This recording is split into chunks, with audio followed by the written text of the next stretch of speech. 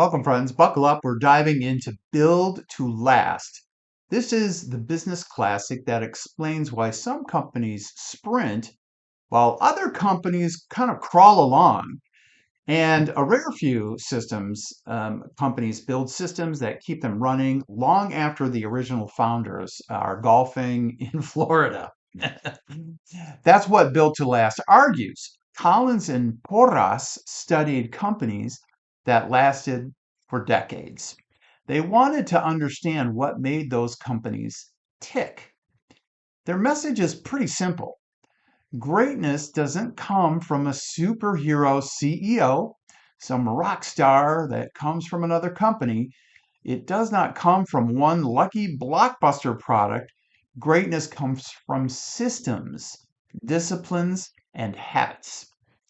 Processes that keep repeating long after the first lightning strikes. So think of companies like Microsoft or Amazon.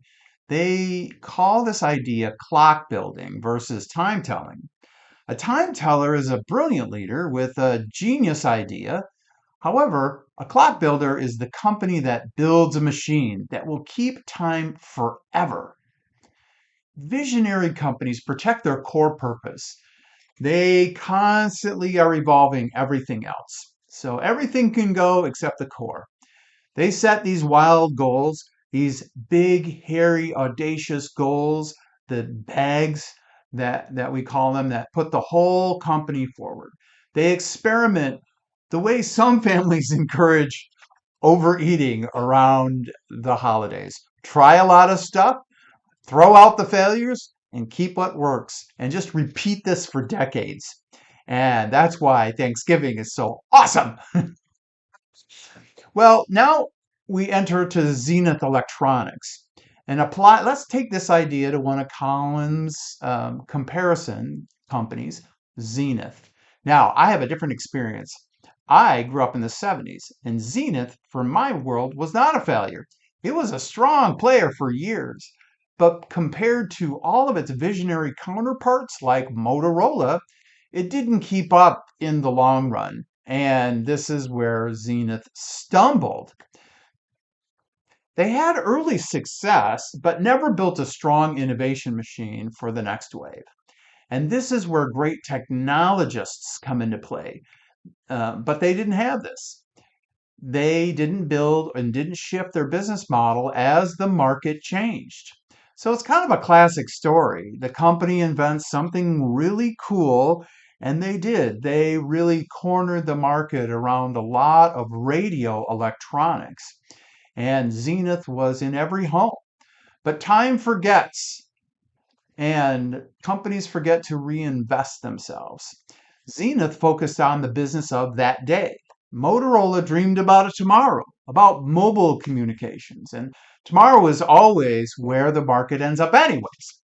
Zenith's story teaches a simple truth, which is success is not the same as building a system that creates success repeatedly. See, that's the story. Now, let's apply this to Zenith today. Let's bring this home to Zenith, a company trying to grow and scale and to become more resilient in their ways. And Built to Last could give Zenith a playbook if they were still around. Clock building means Zenith can't just rely on those hero moments. It needed a scalable workflow that repeated sales readiness, product development, and all the different enterprise systems and innovation routines, an internal engine that runs even when the founding team takes a long weekend. Again, that concept, preserving the core. We want to stimulate progress. Zenith, what they could do is protect their identity, its mission, and its value. But break anything else that slows all that progress down. Old processes needed to get tossed out, and new tech needed to get brought in. They needed to know what literally belongs in a museum because of their greatness and because of where they were in the market. They are a museum piece, literally. So you need to know what belongs over there and what belongs on the launch pad.